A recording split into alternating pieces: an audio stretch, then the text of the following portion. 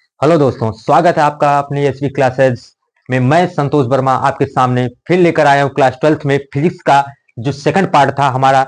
चल रहा था सेकंड पार्ट जो सेमीकंडक्टर का यानी अर्धचालक का, जिसमें हम लोगों ने कल क्या पढ़ा था कि हमारे पास सेमीकंडक्टर क्या होते हैं, सेमीकंडक्टर में कितने टाइप होते हैं, P type, N type semiconductor. उसके बाद हमने पढ़ा था पीएन संधि डायोड क्या होता है। उसके बाद हमने क्या पढ़ा कि बायसिंग क्या होती है और बायसिंग कितने प्रकार की होती है, तो अग्र बायसिंग और फर्स्ट बायसिंग। तो यहां तक हमने पूरा पढ़ लिया था।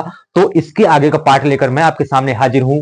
तो आइए चलते हैं, लेट्स प्ले विद यशविक सर। आइए, क्या है कि हम पढ़ेंगे, पहले क्या है कि थोड़ी सी हमें पढ़ना है कि भैया रेक्टिफायर क्या होता है। रेक्टिफायर यानी कि दिष्टकारी। तो थोड़ी सी पहले हम जानेंगे कि एसी करंट क्या है। एसी करंट मतलब क्या है, प्रत्यावर्ती धारा क्या होती है। देखिए बाबू, अब मैं शुरू से एकदम छोटी से छोटी चीज आपको पकड़ा रहा हूं। प्रत्यावर्ती धारा क्या है, तो एसी करंट मतलब ऐसी करंट जो बार बार अपनी दिशा बदले, जैसे ये चलती है साइन फंक्शन में इस तरह, ये प्लस है ये माइनस। कह रहा देखिए पहला यहां आधा चक्र, ये आधा हो गया तो इसका डायरेक्शन ये था पॉजिटिव में। फिर आधे चक्र के बाद क्या हो गया, इसमें इसका डायरेक्शन क्या हो गया, निगेटिव हो गया। तो कहने का मतलब अगर हमारे पास ये पॉइंट अगर हमने मान लिया ये है, ये दूसरा पॉइंट बी है, इसमें करंट जा रही है तो कुछ समय में यहां जाएगी, तुरंत थोड़ी देर बाद यहां आ जाएगी, फिर इधर जाएगी, फिर इधर आ जाएगी। मतलब कहने का अर्थ है, देखिए ये जा रही फिर जा रही, फिर एक कंडीशन बार बार क्या है, ये अपना रिपीट करेगी ये पथ। तो कह रहा है कि प्रत्यावर्ती धारा क्या है, कि ऐसी करंट जो बार बार एक निश्चित समय में अपनी डायरेक्शन बदले, एक निश्चित समय पर अपने क्या करे, करंट की डायरेक्शन बदले, वो क्या होती है, प्रत्यावर्ती धारा। दूसरा क्या होता है, डीसी करंट, क्योंकि आपने पहले चैप्टर में इसके पहले पढ़ चुका है आप लोगों ने। डीसी करंट मतलब डायरेक्ट करंट, एसी करंट मतलब प्रत्यावर्ती धारा, डीसी मतलब डायरेक्ट करंट, ठीक है ना। हिंदी में इसको बोलते हैं दिष्ट धारा। तो कह रहा है दिष्ट धारा क्या है, यानी डायरेक्ट करंट क्या है, ऐसी करंट जो अपनी डायरेक्शन समय के अनुसार ना बदले, मतलब एक सीधी रेखा में चलती रहे, जैसे इन्वर्टर वगैरह है। आप बैटरी के देखिए, करंट लगातार चलती रहती है। तो आप देखेंगे कभी ये वाली जो लाइट है जो घर में चल रही है इस समय, ठीक है ना, वो लाइट अगर किसी को पकड़ लेती है या थोड़ी सी लाइट उसको लगती है तो क्या करती है, एक बार झटका देती है। तो मतलब वो बार बार देखिए यहां पर जा रही है तो झटका देगी, फिर जैसे नीचे आई फिर छोड़ दी, फिर पकड़ी फिर झटका देगी, यानी कि बार बार डायरेक्शन बदल रही, खट खट। तो इस बीच में क्या होता है, वो झटका देती है। लेकिन कभी आप देखिए जो बैटरी चार्जेबल वाली है वो करंट मारती है तो वो कभी झटका नहीं देती, क्योंकि वो अपनी डायरेक्शन बदल ही नहीं रही, यानी तभी झटका नहीं देती है। इसका मतलब है दिष्ट धारा क्या है, दिष्ट धारा वो धारा है जो एक निश्चित समय में अपने करंट की डायरेक्शन को नहीं बदलती और सीधी रेखा में चलती चली जाती है।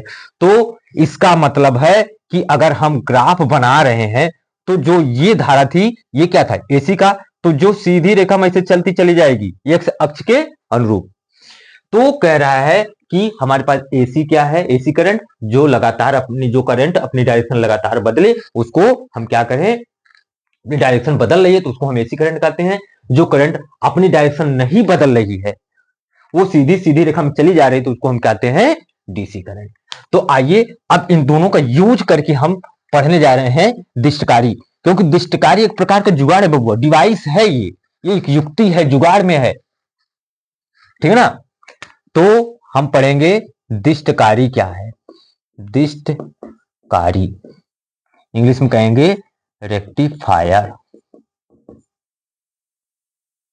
करे क्या है, रेक्टिफायर। अब देखिए रेक्टिफायर है तो हमें इसको देखना है। तो दिष्टकारी क्या है, कह रहा है कि एक एक तरह का जुगाड़ है, ये एक तरह का क्या है, जुगाड़ है। कह रहा क्यों, क्योंकि एक तरह का जुगाड़ है जो क्या करता है, एसी करंट को किस में कन्वर्ट कर रहा है, डीसी में। तो हम लिखते क्या है, यह एक प्रकार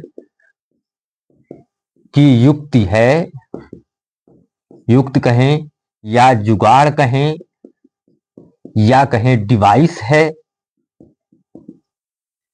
जो प्रत्यावर्ती धारा को, देखिए आप में लिखने के लिए आता है इसलिए लिख रहा हूं, जो प्रत्यावर्ती धारा को दिष्ट धारा में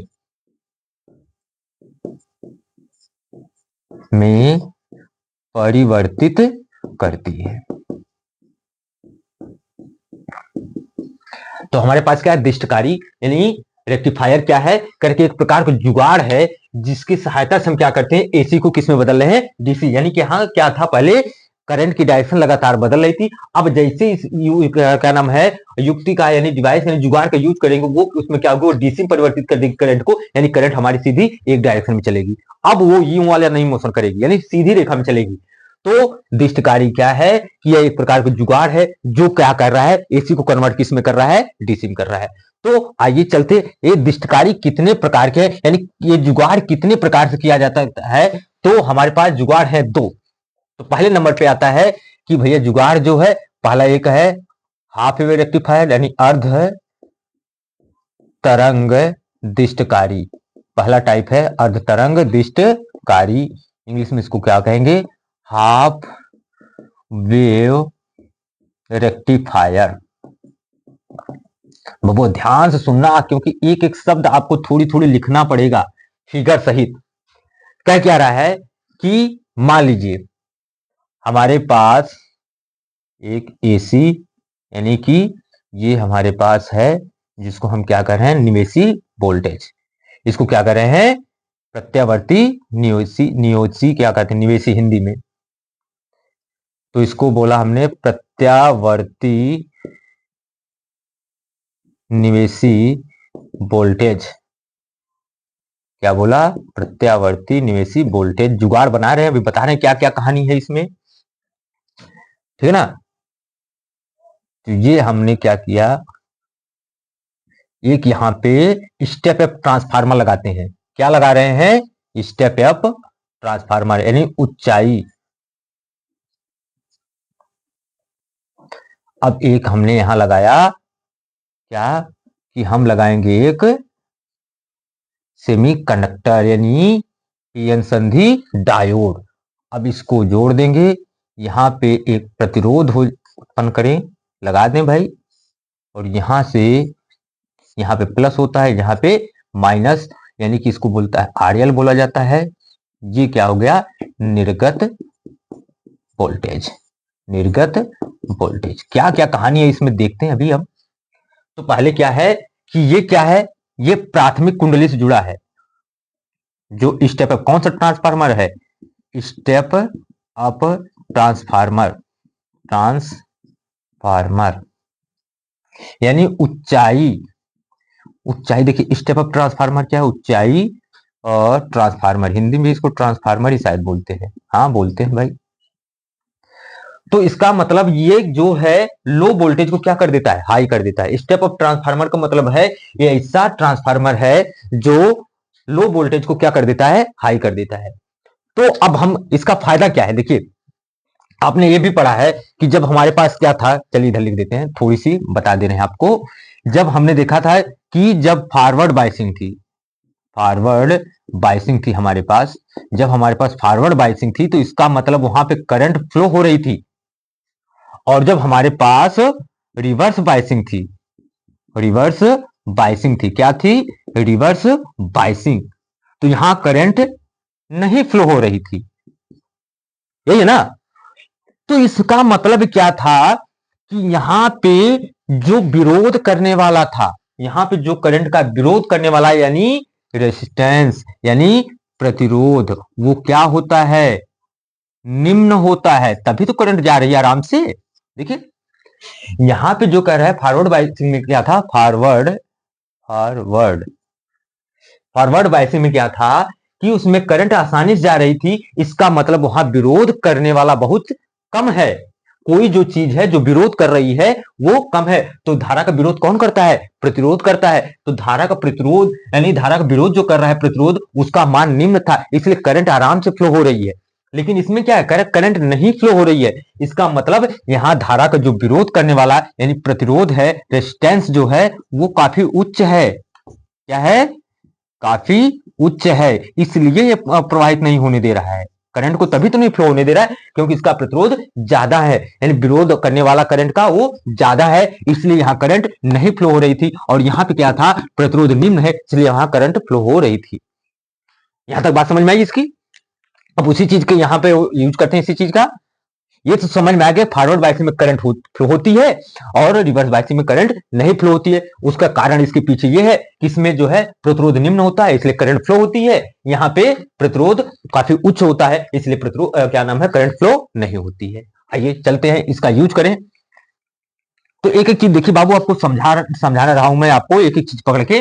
तो कह रहा है कि यहाँ पे हमारे पास दो टर्मिनल हैं। यहाँ पे हमने कहा कि ट्रांसफार्मर हमने लिया, इसका दो प्राथमिक कुंडली जो है उसका P1 सिरा और P2 सिरा है। यहां से AC वोल्टेज जाएगी, यानी करंट अपने यहाँ पे जाएगी, तो अन्योन्य प्रेरण किसी की वजह से दूसरी चीज में क्या होना, करंट का फ्लो होना।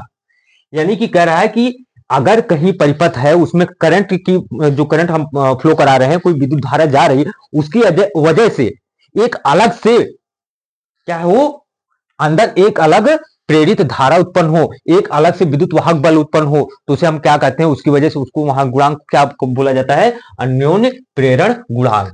यानी कि इसकी वजह से AC वोल्टेज की वजह से यहां पे एक करंट जन्म लेती है। मान लीजिए इसका एक सिरा है A है, इसका सिरा मान लेते हैं B।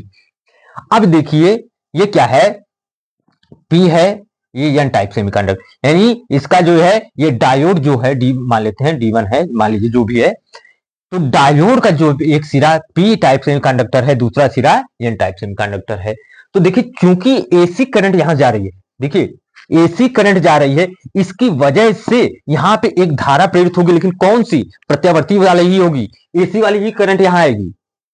यानी कि जो धारा भी इसके अंदर प्रेरित होगी, ट्रांसफार्मर क्या कर रहा है, ये यहां पे ट्रांसफार्मर कर क्या रहा है, यहां के वोल्टेज को हाई कर रहा है, ठीक है ना। जैसे हाई किया तो इसका मतलब जो करंट AC यहां थी, AC करंट यहां पे थी, उसकी वजह से एक धारा AC प्रत्यावर्ती धारा, यानी AC धारा या प्रत्यावर्ती धारा, यानी जो प्रेरित वाली है वो यहां जन्म ले रही है। तो मतलब इसकी वजह से यहां धारा प्रेरित हो रही है। बात समझ में आई। तो यहां अन्योन्य प्रेरण पे सिद्धांत पे कार्य करता है। तो इसकी वजह से यहां जो है AC करंट ने जन्म लिया, यानी धारा प्रेरित हुई, लेकिन कौन सी, AC वाली। अब AC वाले का काम क्या है कि वो बार बार अपना डायरेक्शन बदलती, लेकिन एक निश्चित समय में डायरेक्शन एक बार यूं जाएगी, देखिए यूं गई फिर आई, फिर गई फिर आई, फिर गई फिर आई, ऐसे धार धार धार धार, तो बार बार अपना डायरेक्शन बदलती है। तो ध्यान दीजिए, जब पहली बार आई करंट, तो मान लेते हैं पहले सिरा पे क्या था प्लस, दूसरे सिरा पे क्या हो गया माइनस। आधा चक्र तो भाई कि यदि करंट आ रही है, यदि करंट इसमें आ रही है, तो पहले हम मान लेते हैं क्या है, पहले शुरू में मान लेते हैं कि हमारे पास ये क्या था कि P टाइप सेमीकंडक्टर प्लस में जुड़ गया और N टाइप सेमीकंडक्टर किससे जुड़ गया, माइनस से। देखिए यहां भी प्लस इसलिए हमने लिख दिया, यानी कि ये जो सिरा है प्लस से जुड़ा है और ये वाला सिरा जो है माइनस से जुड़ा है। तो यानी अर्ध चक्र के लिए देखिए, जब जैसे ही हम यहाँ प्रत्यावर्ती वोल्टेज देते हैं, यानी कि यहाँ करंट फ्लो कराते हैं, तो ये ट्रांसफार्मर है, इसमें यानी कि इसमें प्रेरण आएगा, इंडक्शन आएगा, इसकी वजह से एक यहां धारा प्रेरित होगी, वो कौन सी वाली होगी, AC वाली ही। अब AC वाली बार बार डायरेक्शन बदलती है, तो अगर बार बार डायरेक्शन अपनी बदल रही है, तो एक बार पॉजिटिव जाती है, एक बार निगेटिव जाती है। देखिए यही तो है, तो एक बार पॉजिटिव गई, एक बार निगेटिव गई। तो पहले हम देख लेते हैं पॉजिटिव में जब चलती है तो क्या होता है, निगेटिव में जब चलती है तो क्या होता है। तो इसका मतलब आधा चक्र ये हो गया, आधा चक्र तभी तो पूरा, देखिए ये मिलाकर एक क्या होगा, गोला वाला, ये एक पूरा चक्र बना। तो एक आधा चक्र ये है, ये आधा चक्र मान लेते हैं हम लोग, ये आधा चक्र है, ये भी क्या है, आधा चक्र है। चलिए भाई, तो आधा चक्र दोनों देख लेते हैं। तो आधे चक्र में क्या होगा, फिर ये इस आधे चक्र में क्या होगा। तो जैसे हमने कहा कि आधे चक्र के लिए प्रथम, हम पूरा करके लिखते हैं, करा, तो इतना ये लिखना पड़ेगा आपको, प्रथम आधे चक्र के लिए, प्रथम आधे चक्र के लिए क्या हो रहा है। देखिए हमने क्या किया, जो डायोड का P सिरा हमने जोड़ दिया किससे, प्लस से, यानी हमने क्या जोड़ा, पॉजिटिव से, ठीक है ना। यानी P टाइप सेमीकंडक्टर का सिरा जो है, यानी P टाइप सेमीकंडक्टर किससे जुड़ गया, देखिए PN संधि में डायोड में क्या है, P डायोड, इसका P वाला सिरा किससे जुड़ा है, पॉजिटिव से, और N वाला सिरा जुड़ रहा है निगेटिव से। तो अब सोचिए कि जब इसके पहले हमने बाइसिंग पढ़ाई थी, जब पीएन संदर्भ डायोड में पी सिरा अगर टर्मिनल के पॉजिटिव से जोड़ा जाए या इनको निगेटिव से जोड़ा जाए तो क्या होगा, फॉरवर्ड बाइसिंग। ये कंडीशन किस में आ जाएगी, फॉरवर्ड बाइसिंग क्या हो जाएगा यहाँ पे, इसका मतलब ये क्या हो गया, फॉरवर्ड बाइसिंग। ध्यान देना, और जब फॉरवर्ड बाइसिंग हो जाएगी तो इसका मतलब क्या होगा, इसमें करंट फ्लो होगी, करंट फ्लो होगी। मतलब क्या हुआ, यहां आई यानी धारा बहेगी। तो प्रथम चक्र में हमने क्या निकाला निष्कर्ष, कि जैसे यहां से प्रत्यावर्ती वोल्टेज आता है यानी जहां करंट आती है तो इसकी वजह से एक धारा यहां प्रेरित होती है, कौन सी, एसी वाली। और जैसे एसी वाली आती है तो हम इसके पहले चक्र में देखते हैं जब ये सिरा पॉजिटिव हो या सिरा निगेटिव हो जाए। तो आधा चक्र में क्या है, ये प्लस है ये माइनस है। तो अब हम देखते हैं कि जब पी सिरा प्लस से जुड़ा हो यानी P type semiconductor positive terminal से जुड़ा हो, N type semiconductor negative terminal से जुड़ा हो, तो कंडीशन किसकी आती थी, फॉरवर्ड बाइसिंग। और फॉरवर्ड बाइसिंग मतलब अग्रदिशिक वाला, और उसमें हमने पढ़ा था उसमें करंट फ्लो होती है। अब इसमें करंट फ्लो होगी मतलब इस डायरेक्शन में तो करंट फ्लो हो रही है, इसमें जो है पहले आधे चक्र में क्या हो रहा है, करंट फ्लो हो रही है। ठीक है यहां तक, और नीचे दिख रहा है आप लोगों को, तो आइए नीचे देख लेते हैं। फिर कह रहा है द्वितीय अर्ध चक्र के लिए, द्वितीय अर्ध चक्र के लिए देख लेते हैं। देखते क्या है, करेक्ट, जब द्वितीय अर्ध चक्र चलेगा तो इसका क्या है, ये पोर्शन ये तो हट गया, अब ये सिरा हम कह रहे हैं माइनस कर दो क्योंकि डायरेक्शन अपना चेंज करेगा। भाई एसी है, एसी वोल्टेज है यानी प्रत्यावर्ती धारा है तो एक निश्चित समय में अपने डायरेक्शन चेंज करेगी। तो अब तक क्या था, ये सिरा पॉजिटिव था, अब सिरा ये निगेटिव हो जाएगा, ये सिरा निगेटिव था अब पॉजिटिव हो जाएगा। तो मतलब पी टाइप सेमीकंडक्टर जो क्या है, पी टाइप सेमीकंडक्टर किससे जुड़ गया, निगेटिव से। किससे जुड़ गया भैया, निगेटिव से। और एन टाइप सेमीकंडक्टर किससे जुड़ गया, पॉजिटिव से। अब ध्यान से देखना, ये पी सिरा पॉजिटिव निगेटिव जुड़े, एन टाइप सेमीकंडक्टर पॉजिटिव जुड़े, तो सोचो दिमाग में एकदम जोड़ डालो, कल क्या हमने पढ़ाया था, ये कैसी बाइसिंग थी, रिवर्स बाइसिंग। ये क्या थी, कंडीशन किसकी थी, रिवर्स बाइसिंग की। किसकी, रिवर्स बाइसिंग की। मतलब कि जब सेमीकंडक्टर हमारे पास था तो पी टाइप सेमीकंडक्टर को हम बैटरी के टर्मिनल निगेटिव से जोड़ रहे थे और एन टाइप सेमीकंडक्टर को हम किससे जोड़ रहे थे, बैटरी के पॉजिटिव टर्मिनल से। इन दोनों को जोड़ने से जो बाइसिंग आ रही थी, यानी कि बाइसिंग मतलब मिक्सिंग होता है, दोनों को जोड़ना ही होता है, तो दोनों को जोड़ रहे थे। तो जब इस तरह की कंडीशन से जोड़ रहे थे हमारे पास क्या आ रही थी, रिवर्स यानी कि पश्च दिशिक, क्या इसको हिंदी में बोलते थे, पश्च दिशिक या उत्क्रम बाइसिंग, उत्क्रम अभिनत या पश्च दिशिक। ठीक है ना, इसमें क्या होता था, करंट फ्लो नहीं होती थी। मतलब ये हुआ कि जब पॉजिटिव सिरा हमारा पहले था आधा चक्र में तो वहां करंट फ्लो हो रही थी, यानी यहां करंट फ्लो हो रही थी। और दूसरा जैसे ये टर्मिनल निगेटिव हो गया तो इसका मतलब यहां करंट फ्लो नहीं होती है क्योंकि ये रिवर्स बाइसिंग हो जाती है। तो हमारे पास इस तरह लगातार चलते रहते हैं, यानी कि जब ये जो तरंग आगे चलती है यानी धारा आगे चलती रहती है यानी करंट ऐसे फ्लो हो रही है। ठीक है ना, करंट फ्लो हो रही है, लेकिन कौन सा, सिर्फ पॉजिटिव वाला, निगेटिव वाला नहीं। यानी कि तो ये रास्ता लगातार छोड़ते जाती है, यानी कि ऐसे बनती है, देखो बना दे रहे हैं ऐसे, कि ये वाला केवल इसमें करंट बहती है, इसमें करंट फ्लो नहीं होती, इसमें बहती है करंट, इसमें नहीं बहती। तो मतलब ये वाला मिट जाता है, ये वाला हट जाता है, यानी कि इसमें जब रिवर्स बाइसिंग हो जाती है तो हमारे पास करंट फ्लो उसमें नहीं होता। तो हमें केवल देखने को क्या मिला, एसी वोल्टेज जब किसमें यानी प्रत्यावर्ती धारा किसमें परिवर्तित हो गई, देखिए एक ही डायरेक्शन में तो जा रही है, पॉजिटिव पॉजिटिव फिर पॉजिटिव। तो हमने ऐसा जुगाड़ किया कि जो है एसी करंट जो है किसमें बदल गई, डीसी करंट में। और ये कैसा जुगाड़ था, जब हमने इसको अर्ध तरंग दिष्टकारी, इसको हमने कहा कि ऐसा जुगाड़ हमने किया अर्ध, जिसका नाम है अर्ध तरंग दिष्टकारी यानी हाफ वेव रेक्टिफायर। इसमें इस तरह का जुगाड़ हमने किया कि निगेटिव टर्मिनल वाला जो हमारे निगेटिव डायरेक्शन की थी वहां करंट फ्लो नहीं हो रही थी, सिर्फ पॉजिटिव पॉजिटिव वाले में करंट फ्लो हो रही है। तो मतलब एसी किसमें बदल चुकी है, डीसी में यानी डायरेक्ट करंट में। ये था पूरा आपका हाफ वेव रेक्टिफायर। ये तो पूरा आपको आता है कि इसका स्ट्रक्चर बनाइए, मतलब संरचना सहित कार्यविधि लिखिए। तो पहले क्या लिखेंगे कि हम प्रत्यावर्ती निवेशी वोल्टेज यानी कि यहाँ पे एक ट्रांसफार्मर जोड़ते हैं। तभी हमने कहा यहाँ प्राथमिक कुंडली है, जो ट्रांसफार्मर की प्राथमिक कुंडली का सिरा P1, ये P1 है, ये P2 है, यह P2 है। यहाँ पे जो हमने ए भी लिया ये सेकेंडरी है, ये प्राइमरी था उसका कि प्राथमिक कुंडली, ये द्वितीय कुंडली थी ए और बी, क्योंकि यहां से करंट आई तो इससे क्या हुई, धारा यहां प्रेरित हुई, तो जाकर द्वितीय कुंडली में धारा प्रेरित होती है, कौन सी, एसी वाली। तो इसका मतलब ये है कि ये ट्रांसफार्मर से क्या कर रहे हैं, करंट एक क्या रही, प्रेरित हो रही है। तो यहाँ पे तो इसकी वजह से एक बार जब हमने देखा तो अर्ध चक्र में जब हमने देखा यानी हाफ सर्किल में जब देखा तो पहला ये सिरा क्या था, पॉजिटिव था, ये सब लिखेंगे, ये पॉजिटिव था, ये निगेटिव था। तो जैसा कि हम जानते हैं कि जब पी सिरा सेमीकंडक्टर के पॉजिटिव से जुड़ा हो और नेगेटिव टर्मिनल से कौन जुड़ा हो, एन टाइप सेमीकंडक्टर, तो दोनों के जुड़ने से जो बाइसिंग होती है वो क्या होती है, अग्रदिशिक यानी फॉरवर्ड बाइसिंग, और फॉरवर्ड बाइसिंग में क्या होती है, करंट फ्लो होती है यानी धारा बहती है। लेकिन जैसे ही हमने कहा कि अब ये डायरेक्शन बदलती, चूंकि एसी अभी वोल्टेज है, तो फिर क्या हुआ, आधा चक्र फिर क्या होगा, माइनस वाला हम लेंगे, तो मतलब ये प्लस था तो ये माइनस हो जाएगा, ये माइनस वाला प्लस हो जाएगा। तो अब क्या हुआ, पी सिरा जो है इसका, पी सिरा जो है किससे जुड़ गया, निगेटिव टर्मिनल से, एन सिरा जो जुड़ गया पॉजिटिव से। तो जब इस तरह की बाइसिंग होती है, तो हमने क्या कल पढ़ा था, इस तरह की बाइसिंग होती है तो क्या होता है, रिवर्स बाइसिंग कहलाती है। तो रिवर्स बाइसिंग में हमने पढ़ा कि करंट फ्लो नहीं होती है। तो हमने देखा कि जब रिवर्स इसको कर रहे हैं यानी कि आधा चक्र जो निगेटिव वाला है वो तो लो पोज का हो जा रहा है, वहां करंट फ्लो ही नहीं कर रही है। तो करंट कहां फ्लो कर रही है, सिर्फ पॉजिटिव सिरे पर। तो पॉजिटिव सिरे पर मतलब आधे चक्र में जो पॉजिटिव वाला है वहां करंट फ्लो कर रही है और नेगेटिव वाले पे करंट फ्लो नहीं कर रही है।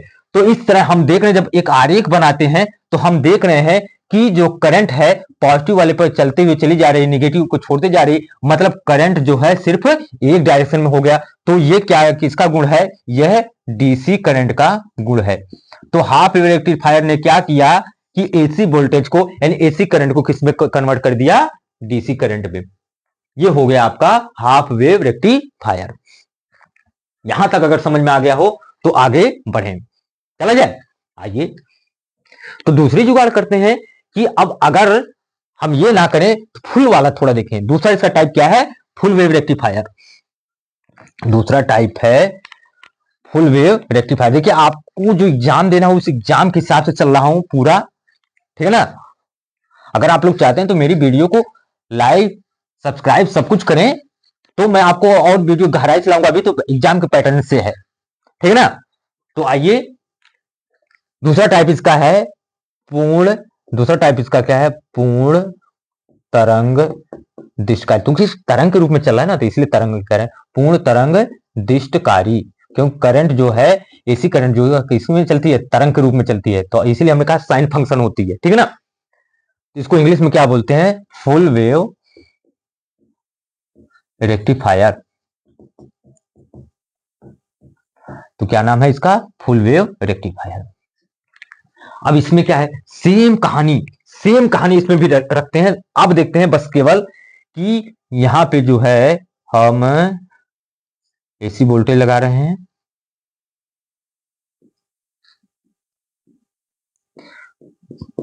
प्रत्यावर्ती निवेशी वोल्टेज।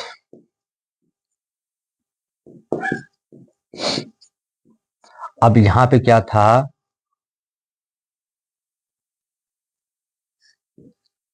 ट्रांसफार्मर हमने ऐड कर दिया। एक सिरा यहां पे हमने इसका लिया P1 प्राथमिक कुंडली है, दूसरा सिरा लिया प्राथमिक कुंडली का P2 सिरा। अब यहां से हम निकालेंगे अन्योन्य प्रेरण होगा। अब देखिए क्या कर रहे हैं, इस सिरे पर दो डायोड लेंगे, एक डायोड ये वाला, एक P है, ये N है। यहां पे एक दूसरा डायोड लेंगे, ये P होगा, यह N होगा। इसको डायोड D1 बोला गया, इसको डायोड D2 कह रहा। अब देखो यहां पे क्या कर रहे हो,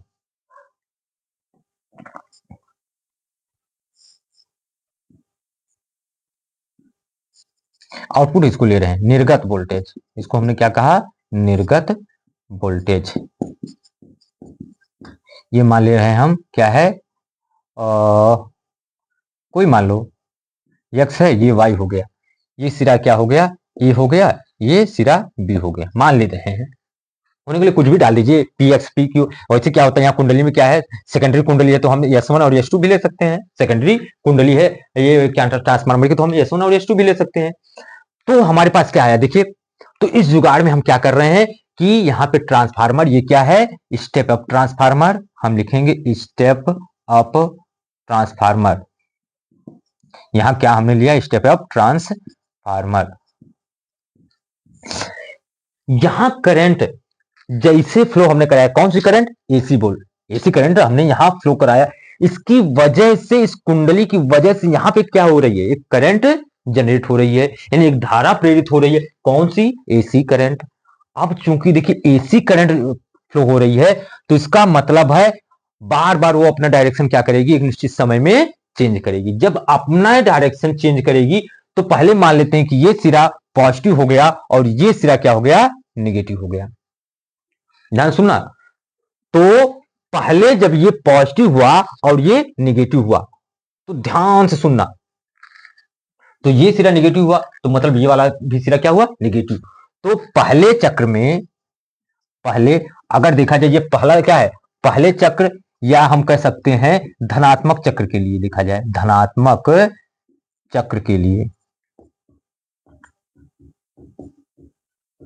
तो पहले धनात्मक चक्र में हम क्या देख रहे हैं, जब ये सिरा P वाला किससे जुड़ा है, पॉजिटिव से, P सिरा या P type semiconductor, P type semiconductor किससे जुड़ रहा है,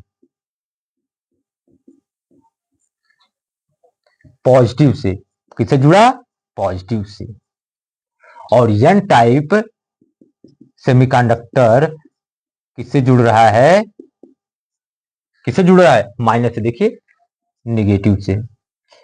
तो इसमें क्या हुआ, P प्लस से, N माइनस से, P positive, P for positive, N for negative, P positive से, N निगेटिव से जुड़ा। तो जैसा जुगाड़ जब हमने किया था, कि ऐसी बाइसिंग हमने किस में कराई थी, इसको हमने बोला था फॉरवर्ड बाइसिंग। क्या बोला था, फॉरवर्ड बाइसिंग।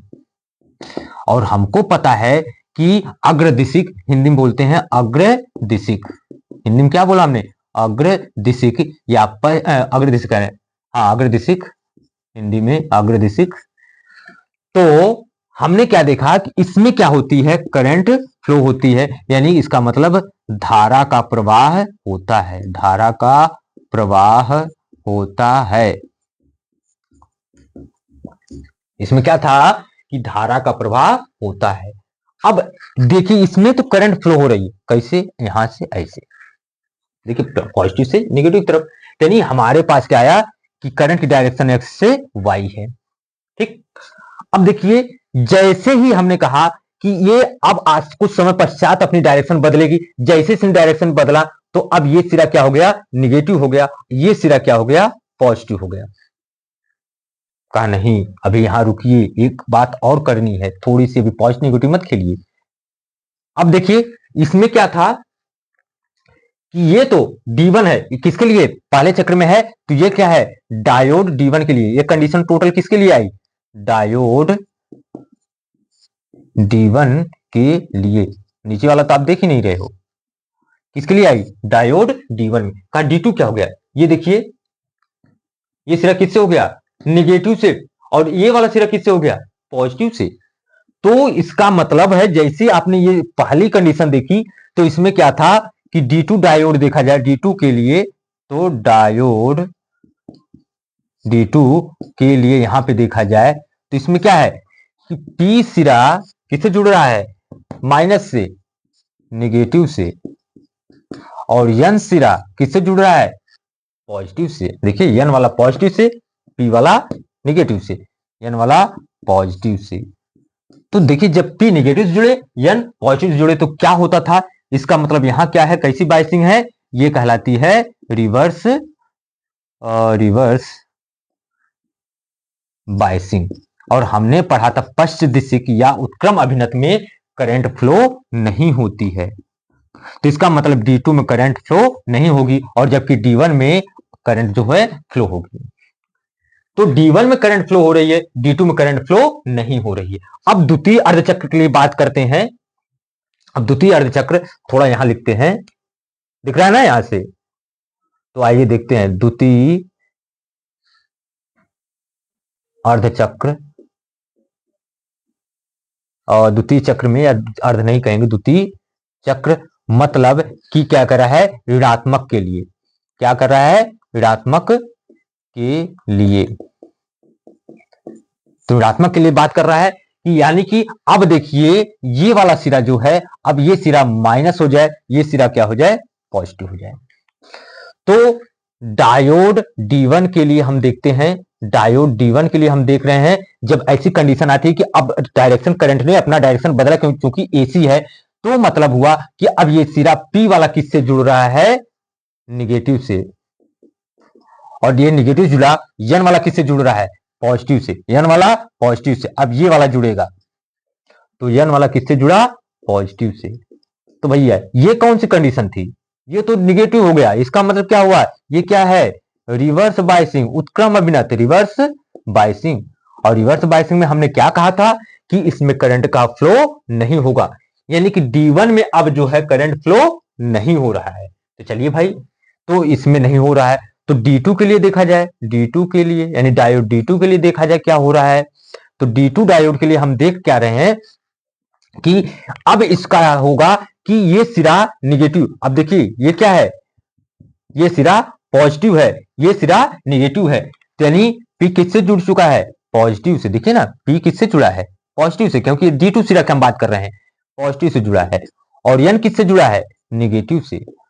तो जब ऐसी कंडीशन आती है, P सिरा जो किससे जुड़ा हो, पॉजिटिव टर्मिनल से, N टाइप सेमीकंडक्टर किससे जुड़ा हो, नेगेटिव टर्मिनल से, तो जो हमारे पास बाइसिंग आती है, जुड़ना जो इस तरह का क्या कहलाता है, ऐसा फॉरवर्ड बाइसिंग। क्या कहलाया, फॉरवर्ड बाइसिंग। तो ऐसी बाइसिंग क्या कहलाई हमारी, फॉरवर्ड बाइसिंग। तो फॉरवर्ड बाइसिंग में क्या है कि इसमें करंट फ्लो होती है, यानी धारा का प्रवाह होता है, धारा का प्रवाह, क्योंकि कल हमने इसका बताया था, धारा का प्रवाह होता है। क्या कह रहे हो भैया, कि धारा का प्रवाह हो रहा है।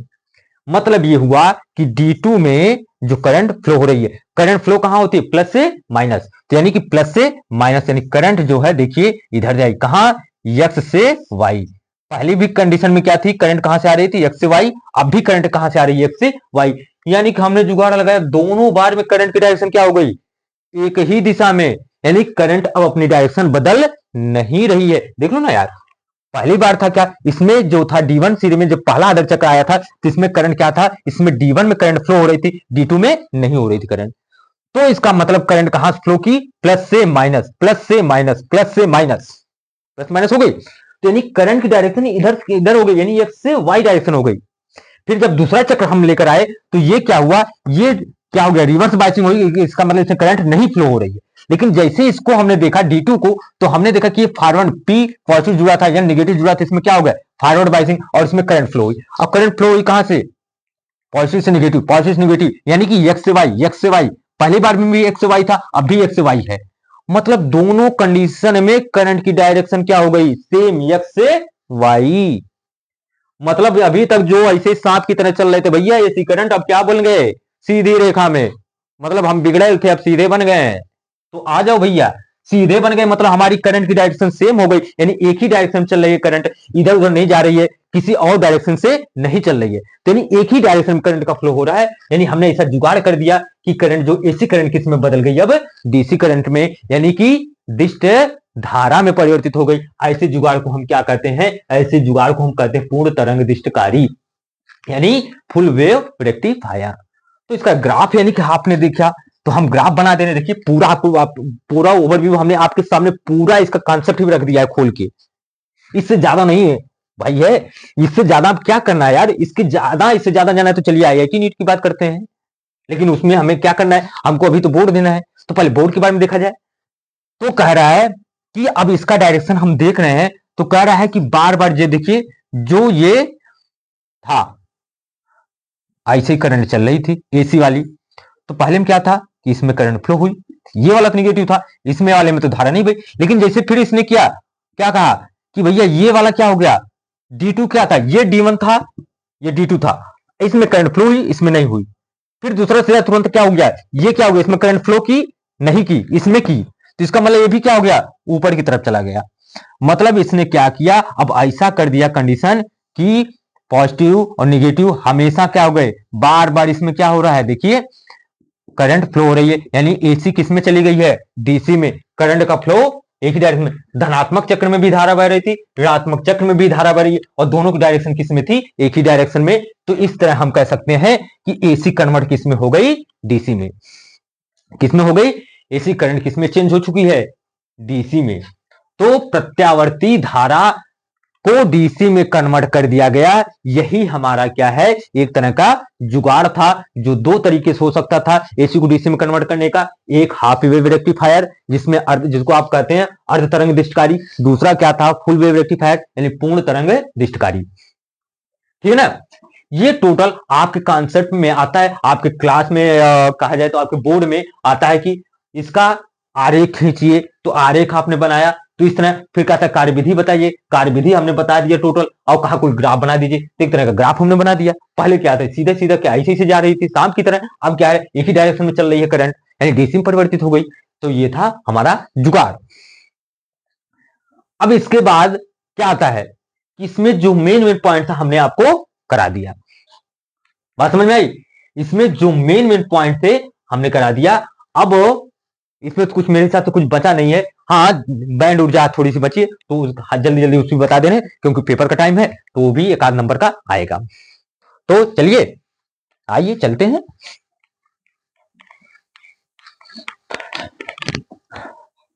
कह रहा बैंड ऊर्जा, बैंड मतलब समूह होता है यार, सीधे सी बात।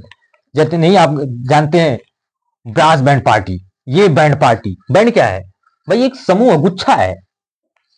तो किसका, ऊर्जा, तो बैंड एनर्जी, तो बैंड एनर्जी को कहा बैंड ऊर्जा। तो बैंड ऊर्जा, कह रहा है बैंड ऊर्जा के बारे में थोड़ी लिखने के लिए आता है।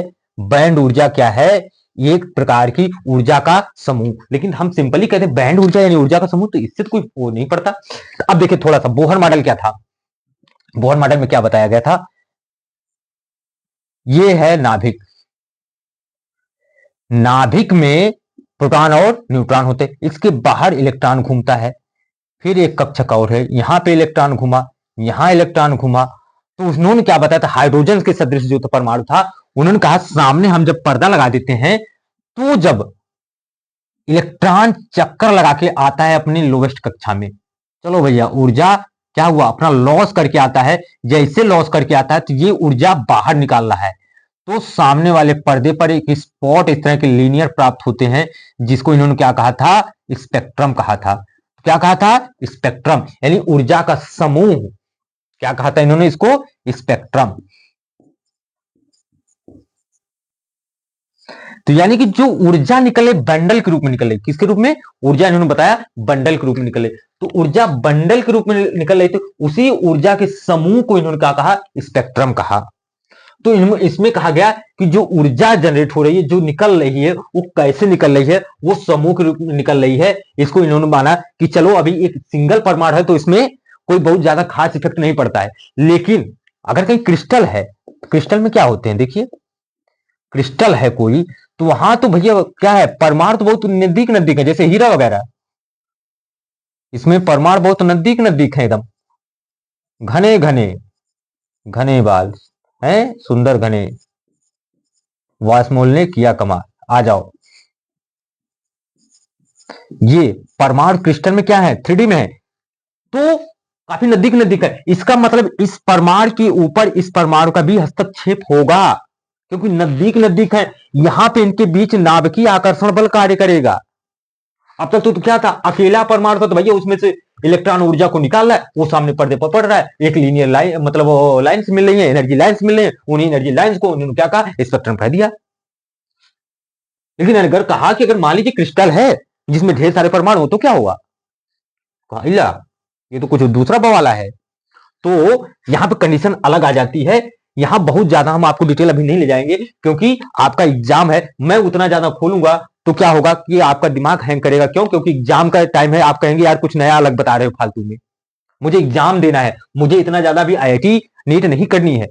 तो हम उतना ज्यादा नहीं ले जाएंगे, लेकिन थोड़ा सा जरूर बताएंगे कि जो है क्रिस्टल में जो होता है ये परमाणु जो होता है काफी नजदीक नजदीक होते हैं। अब इस परमाणुओं के मध्य जो है एक दूसरे के नाभिक के बीच क्या होता है, आकर्षण या प्रतिकर्षण। भाई इलेक्ट्रॉन इलेक्ट्रॉन के बीच में प्रतिकर्षण, नाभिक नाभिक यानी पॉजिटिव पॉजिटिव के बीच में आकर्षण, लेकिन पॉजिटिव नेगेटिव के बीच में आकर्षण। तो मतलब एक दूसरे के बीच नाभिकीय बल यानी नाभिकीय आकर्षण बल कार्य करने लगता है। मतलब ये भी इसको प्रभावित करेगा, ये भी इसको प्रभावित करेगा। इसका मतलब है ये जो है इनके बीच जो एनर्जी हो रही है, एनर्जी ट्रांसफर जो हो रही है वो एक लीनियर एक लाइन के रूप में, गुच्छे के रूप में मिलना शुरू हो जाती है। नजदीकियां बढ़ जाती हैं तो नजदीकियां बढ़ गई हैं, तो जो एनर्जी लाइन्स मिल रही है इन्हीं को इन्होंने कहा कि हम इसको क्या कहेंगे, इस प्रकार की ज्यामितीय आकृति, एक तरह की ज्यामितीय आकृति के रूप में आती है, तो इसको ज्यामितीय आकृति को उन्होंने ऐसे बताया था। चलो भाई, ये ज्यामितीय आकृति, इनके बीच में काफी सारी लाइनें ऐसे घनी घनी घनी ऐसे घनी लाइन जो होती है मिलती हैं, ऊर्जा लाइन्स मिलती हैं, एनर्जी लाइन्स, जिसको इन्होंने कहा बैंड ऊर्जा। इसी लाइन को इन्होंने क्या कहा, बैंड ऊर्जा। यानी कि एक तरह का स्ट्रक्चर मिल रहा है, इसको इन्होंने क्या कहा, बैंड ऊर्जा। अब ये दो तरह के इन्होंने कहा, एक इस तरह का हम मान ले रहे हैं, चलो भाई, एक दूसरा इस टाइप का मान ले रहे हैं। तो जो यहां पे है नीचे वाला, इसको इन्होंने कहा चालन ऊर्जा, चालन बैंड, चालन नहीं कहेंगे, संयोजी बैंड इसको कह दे रहे हैं। संयोजी, हिंदी थोड़ी कठिन हो जाती, संयोजी बैंड, हिंदी में कहेंगे बैलेंस बैंड। ये ऊपर क्या था, इसको नाम इन्होंने दिया चालन बैंड, चालन बैंड यानी कंडक्शन बैंड। बहुत ज्यादा नहीं टाइम लूंगा बाबू, कंडक्शन बैंड, क्योंकि ओवरव्यू है ये थोड़ा सा। तो यहां तो इलेक्ट्रॉन ढेर सारे खूब भरे होते हैं, भर भर के ठूठ ठूठ से भरे होते हैं, यानी कहें भाई इन्हीं को तो रिएक्शन करना है। संयोजी कक्ष के इलेक्ट्रॉन किसमें जाएंगे, संयोजी बैंड में जाएंगे। यहाँ पे इलेक्ट्रॉन ज्यादा रहते हैं, यहाँ पे इलेक्ट्रॉन कम रहते हैं। तो कह रहा है कि जो एनर्जी लाइन्स ये जो मिल रही है, जब ये क्रिस्टल में जो एक दूसरे को प्रभावित कर रहे हैं और साथ साथ में इलेक्ट्रॉन जो घूम रहा है नाभिक के चारों तरफ, उसकी वजह से ऊर्जा बाहर निकल रही है। और ये नाभिक के प्रभाव के कारण भी ऊर्जा एक तरह के से बाहर यानी ट्रांसफर हो रही है। तो उनकी वजह से क्या है, एक मोटी मोटी गाढ़ी गाढ़ी लाइन प्राप्त होती है। उन गाढ़ी लाइनों को यानी किरणों को समूह को यानी एनर्जी समूह को इन्होंने क्या कहा, बैंड कहा। उसकी ज्यामितीय आकृति को इन्होंने क्या कहा, बैंड कहा, एक तरह के, यानी कि बैंड ऊर्जा के रूप में जाना गया। हमको बस इतना जानना था। बस इसके आगे हम चलते हैं कि बैंड ऊर्जा थी, तो बैंड ऊर्जा के आधार पर तो कहा गया है, बैंड ऊर्जा के आधार पर पदार्थों का वर्गीकरण कितने टाइप में किया गया है। तो वही चीज है, तब भी वही आएगा, चालक, अचालक, अर्धचालक। लेकिन यहां पे क्या है कि हमको बताना है ऊर्जा बैंड के आधार पर क्या है, पदार्थ का वर्गीकरण, है ना। तो ऊर्जा बैंड के आधार पर पदार्थ का वर्गीकरण, तो हम लिखेंगे बैंड ऊर्जा, बैंड ऊर्जा के आधार पर पदार्थों का वर्गीकरण। चलो बबुआ आ जाओ, मुन्ना देखो,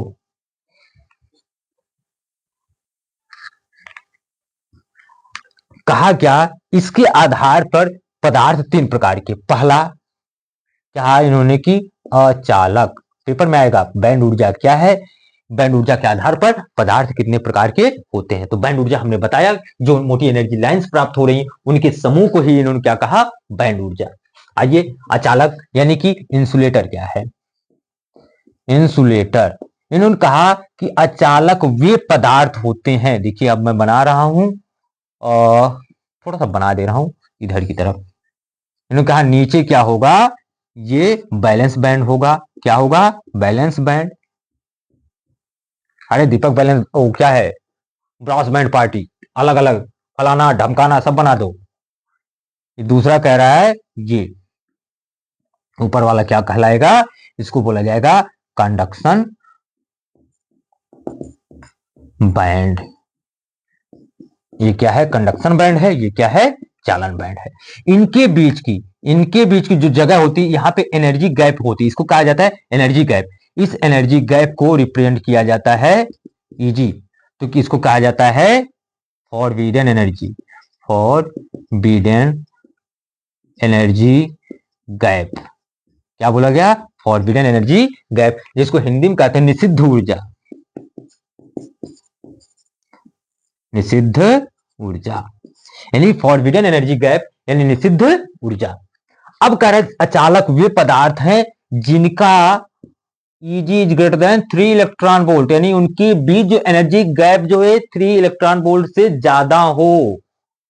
तो हम लिखेंगे, बहुत ज्यादा लिखना नहीं है आपको, केवल फिगर बनाना है। ये क्या है? वैलेंस बैंड है। ये क्या है? कंडक्शन बैंड है। यहाँ इलेक्ट्रॉन भरे भरे होते हैं, यहाँ पे खाली ज्यादातर रहता है। जब इलेक्ट्रॉन यहाँ से जंप करेगा, यहां से जंप करेगा, तभी तो यहां पहुंचेगा, यानी एनर्जी लाइन तभी तो बना रहे। देखिए एनर्जी है, इसको बहुत ज्यादा ऊर्जा मिल गई, तभी तो ये कूद के यहां जाएगा। अगर नजदीक है तो कहां है? देखिए अब एनर्जी अगर गैपिंग ज्यादा है तो यहां से कितना भी ऊर्जा दे दो यहां, अब इलेक्ट्रॉन क्या है? देखिए एक तरह से इलेक्ट्रॉन क्या है? हम लोगों की तरह क्या है? बनिया। अब बनिया क्या करता है? 100 रुपए लगाता है, 120 रुपए कमाता है। तो ये कहा कि भैया हमें 100 रुपए लगा रहे हैं तो 120 रुपए चाहिए, तो यहां पे चले जाओगे तो हमारा तो घाटा हो गया। तो कह रहा है कि हम यहां से यहां नहीं जाएंगे, तो कहें कि हमको ज्यादा ऊर्जा मिल रही है, तो ऊर्जा ज्यादा खर्च हो जाएगी, तो इलेक्ट्रॉन यहां आसानी से इसमें नहीं जा पाता। तो वही कह रहा है अचालक वे पदार्थ होते हैं जिनके जो है वैलेंस बॉन्ड बैंड और कंडक्शन के बैंड के बीच की जो एनर्जी गैप है वह 3 इलेक्ट्रॉन वोल्ट से ज्यादा हो। क्या हो? 3 इलेक्ट्रॉन वोल्ट से ज्यादा हो। तो अचालक वे पदार्थ, देखो वो परिभाषा सुन लो आराम से। अचालक क्या है यानी इंसुलेटर क्या है? अचालक वे पदार्थ है जिसमें जो है कंडक्शन बैंड और जो है वैलेंस बैंड के बीच एनर्जी गैप यानी फॉरबिडन एनर्जी गैप, निषिद्ध ऊर्जा का मान 3 इलेक्ट्रॉन वोल्ट से ज्यादा हो, उन्हें क्या कहते हैं? अचालक कहते हैं। इसकी वजह से जब यहां इलेक्ट्रॉन दौड़ के यहां नहीं जा रहा, फिर वहां से आकर एक चक्र नहीं पूरा कर रहा है, मतलब इलेक्ट्रॉन दौड़ ही नहीं रहा है, तो जहां इलेक्ट्रॉन का फ्लो नहीं होता है, यानी कि जहां फिर इलेक्ट्रॉन दौड़ते ही नहीं है, वहां विद्युत धारा का प्रवाह नहीं होता है, तो इसका मतलब यहां करंट का फ्लो नहीं होगा। सीधा सी वहां भी हमने कहा था कि अचालक हुए हैं जहां इलेक्ट्रॉन जो है विद्युत धारा नहीं बहती, यानी कि इलेक्ट्रॉन का फ्लो नहीं हो रहा है। तो अचालक वे पदार्थ है जहां बैलेंस बैंड और कंडक्शन बैंड इन दोनों के बीच जो है फॉरबिडन एनर्जी गैप निषिद्ध ऊर्जा है उसका मान 3 इलेक्ट्रॉन वोल्ट से ज्यादा हो, उसे हम कहेंगे अचालक, जिसकी वजह से इलेक्ट्रॉन जो है पर ऊंची कक्षा में नहीं पहुंच पाता है, जिसकी वजह से आवेश का प्रवाह नहीं होता। जब आवेश का प्रवाह नहीं हो पाता इसका मतलब करंट फ्लो नहीं होगी। सेकंड टाइप आते हैं कि अचालक हो गया। अब हमने कहा चालक क्या है, तो चालक हम पढ़ेंगे। तो चालक दूसरा टाइप क्या है? चालक यानी कि हमारे पास चालक आ गया, तो चालक को हम कहेंगे कंडक्टर। क्या कहेंगे? कंडक्टर। तो आइए भैया सेम कहानी फिर दोहराएंगे। कहा ये क्या है? Valence band. क्या है? Valence band. वैलेंस बैंड यानी संयोजी बैंड, पूरा लिख दे रहे हैं संयोजी बैंड। इसके ऊपर हमने बनाया, ये देखिए कि भैया यहां हम बना दे रहे हैं दूसरा कंडक्शन बैंड, मतलब ये हमने कहा चालन बैंड। अब देखिए यहां पे एनर्जी गैप बहुत ही कम है। एनर्जी गैप जो है लगभग अप्रोक्सीमेटली कितने इक्वल 0.07 इलेक्ट्रॉन वोल्ट के है। तो यहां पे एनर्जी गैप जो फॉरबिडन एनर्जी गैप जो है बहुत ही कम है। ये क्या था कि अब देखिए फॉरबिडन एनर्जी गैप मतलब यहां स्पेस कम है, तो इलेक्ट्रॉन बिना ज्यादा ऊर्जा खर्च किए कहां पहुंच जाएगा? इसमें, और जैसे यहां पहुंचा वहां से फिर वापस आएगा, फिर जाएगा, फिर वापस आएगा। इस तरह इलेक्ट्रॉन का फ्लो होता रहता है, यानी कि इधर जाएगा फिर नीचे आएगा, फिर ऊपर जाएगा फिर नीचे आएगा। यानी करंट क्या कर रही है? यानी आवेश दौड़ रहा है, तो आवेश दौड़ने को हम क्या कर रहे हैं? करंट कह रहे हैं। तो इसका मतलब है जब हमारे पास जो फॉरबिडन एनर्जी गैप है, निश्चित ऊर्जा है, वो जो चालन बैंड और वैलेंस बैंड के बीच में जो काफी कम होगी, तो वहां करंट फ्लो होगी। तो ऐसे पदार्थ को हम क्या कहेंगे? चालक कहेंगे। अचालक में आपको प्लास्टिक वगैरह आ जाएगा, ठीक है ना, कागज प्लास्टिक ये सब क्या थे? अचालक थे। अब इसमें क्या है, एग्जांपल लिख देना। चालक में क्या कह रहा है कि जब हमारे पास कंडक्शन बैंड और वैलेंस बैंड के बीच में एनर्जी गैप लगभग कितना हो जाए? अप्रोक्सीमेटली 0.07 इलेक्ट्रॉन वोल्ट, यानी बहुत तुच्छा सा छोटा सा गैप रहे, ताकि इलेक्ट्रॉन बिना ऊर्जा खर्च कर किए कंडक्शन में जाए, कंडक्शन से फिर बैलेंस में आए, फिर बैलेंस से कंडक्शन में जाए। यानी कि इलेक्ट्रॉन कूद के एक बार इधर, यानी बार बार उसका मूवमेंट होता रहे, और बार बार इलेक्ट्रॉन का मूवमेंट होगा तो इसका मतलब किसका मूवमेंट हो रहा है? चार्ज का, यानी आवेश का। और चार्ज के मूवमेंट को हम क्या कहते हैं, धारा कहते हैं। मतलब अब यहां करंट क्या हो रही है, फ्लो हो रही है। बात समझ में आई? तो आपका अचालक हो गया, चालक हो गया। तीसरा टाइप इसका आता है कि भैया हमारे पास अर्धचालक क्या है। तो अर्धचालक आपने पूरा पढ़ा, लेकिन बैंड ऊर्जा के रूप में हम पढ़ रहे हैं, तो उसको भी देख लेते हैं। तो तीसरा टाइप इसका अर्धचालक, अर्धचालक। तो अर्धचालक के लिए हम पढ़ रहे हैं यानी सेमीकंडक्टर, सेमीकंडक्टर अर्धचालक है हमारा, यानी सेमीकंडक्टर। तो क्या सिलिकॉन का बना दो, जर्मेनियम का बना दो, कुछ भी, यानी कि जिसका चालकता जो है, देखिए अचालक और अचालक के बीच में हो, मतलब ये थोड़ा पोर्शन बढ़ जाएगा, लेकिन अचालक से कम रहेगा, चालक से थोड़ा गैप ज्यादा होगा। ठीक है ना? ये क्या हो गया आपका, और बैलेंस बैंड, बैलेंस बैंड। ये क्या हो गया आपका, कंडक्शन बैंड, कंडक्शन बैंड। अब हिंदी लिखने की जरूरत नहीं है ना, लिख दे रहे हैं भाई, नहीं तो कहोगे अरे यार क्या पढ़ा दिए। चालन बैंड, भाई हिंदी वालों देख लो, चालन बैंड। ये क्या कर रहा है, संयोजी बैंड, संयोजी बैंड। ये हो गया संयोजी बैंड यानी बैलेंस बैंड। ये क्या हो गया, कंडक्शन बैंड। ये किसका है, हमने मान लिया सिलिकॉन का है। और इसके बीच यहां देखा है एनर्जी गैप थोड़ी सी क्या है, किसके बीच में है, यहां पे ईजी जो है किसके किसके बीच में है, किससे ज्यादा है। देखिए ये जो है आपका, इसके पहले आपने पढ़ा था चालक, चालक से इसका ईजी जो है ज्यादा है, लेकिन क्या है इसका किससे ज्यादा है, चालक से। लेकिन चालक से, लेकिन क्या है, लेस देन क्या है, किससे, लेस देन अचालक से।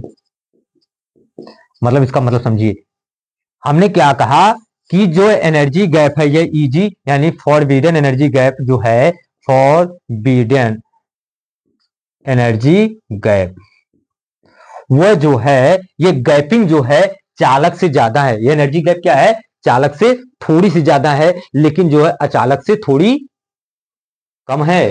कहें बहुत ही कम है अचालक से, अचालक में तो बहुत दूर थे।